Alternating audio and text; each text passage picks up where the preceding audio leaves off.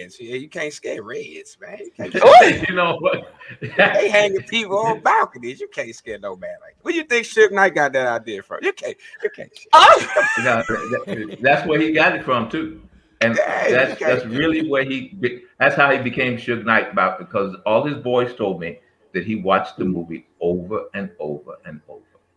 So that's Wow. the honest truth. Yeah, Wow. I'm here. Yeah. All right. So of course we from DC. So do Uh-huh. you like go go? You know, I Chuck don't listen to a lot of go-go, and honestly, I don't listen to a lot of music. But I've been in DC. I used to go to DC. My brother ran some clubs in DC. Like DC Live and the Ritz and those type of things. He Mm. had his hand in there. So I was in DC a lot, you know. But that was probably 20 years ago. He left. He's been gone out of DC. He's down in Fayetteville, North Carolina.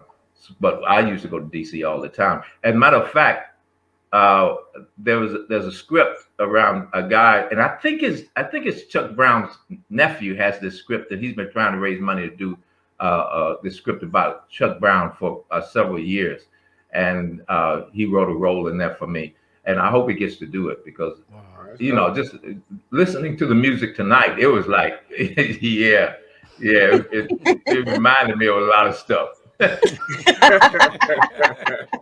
Good things, I hope. Good things. Oh, get great you thing. Oh moving no, and great thing. it get you moving and grooving. It definitely Oh yeah, do. absolutely. Let me ask you a question. You grew up in Chicago, Yep. and the era that you was in was back then was one I can say one of the worst eras, with the drugs and gangs and all that back then. Um, how did you stay so focused?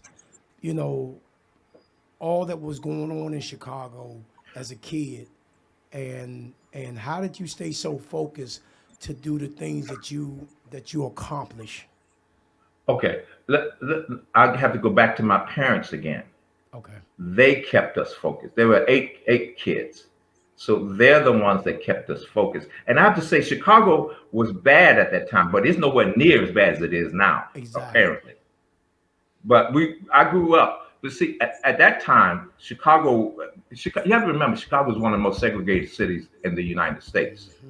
You think of other cities, but no, it's Chicago. Chicago. I mean, even the Catholics are segregated. They got a Czechoslovakian Catholic church on one block, and right down the street they got a Yugoslavian Catholic church a block away. So they Oh, don't wow. even mingle with each other. But that's the whole thing about Chicago. It was like when I was growing up, it was totally segregated, and I didn't see white people unless I went downtown. The nuns, most of them were white, and the Jewish guy who owned the store next door. Those are just about the only white people I saw. Uh, and so I got everybody lived. All the doctors, all the lawyers, they all lived in the same neighborhood at that time. Okay. So I got to look at the doctors, I got to look at the lawyers, I got to look at the plumbers, I got to look at the electricians, and I got to pick and choose. And I saw the pimps, and I saw the prostitutes. Everybody was there, so you had a choice. You saw different career paths, and I knew I didn't want to be a pimp because pimps work too hard. I'm too lazy. They don't call 24/7. So, but you know what I'm saying is it's like They don't call 24/7. you actually got to see those professions. So I was lucky in that segregated era. Mhm. So now it's like the kids, all they see are the hustlers. So what are they going to emulate? The hustlers have all the money. So that's what they emulate.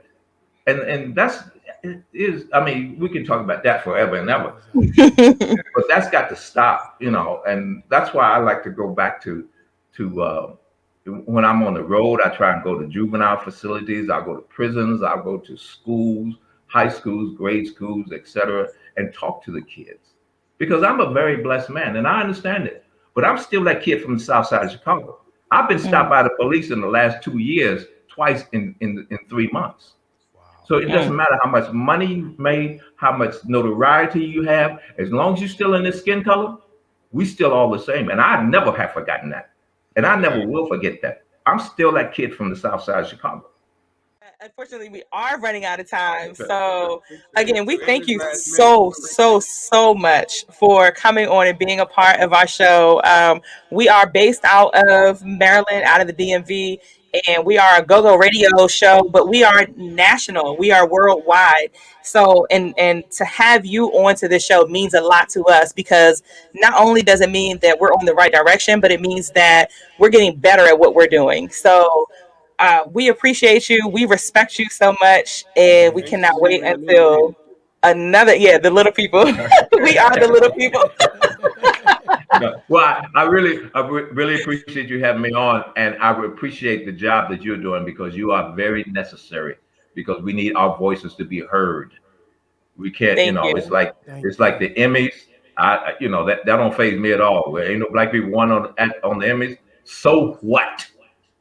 We are our own, and Hmm. thanks to black people, I am where I am. So I don't give a damn Thank you. Yes, indeed. Thank you. Yes, about being indeed. Yes, sir. appointed by some other race. Nah, I don't care. You. So until next time, again, we thank you so much. You guys, we are wrapping it up with the one and only Well, this is Hawthorne Hawthorne James. James, Take two. and you're tuned into the party before the party, before the party, before the other party, and Yes, sir. enjoy that party. But we getting ready to Hey! get some go-go down here.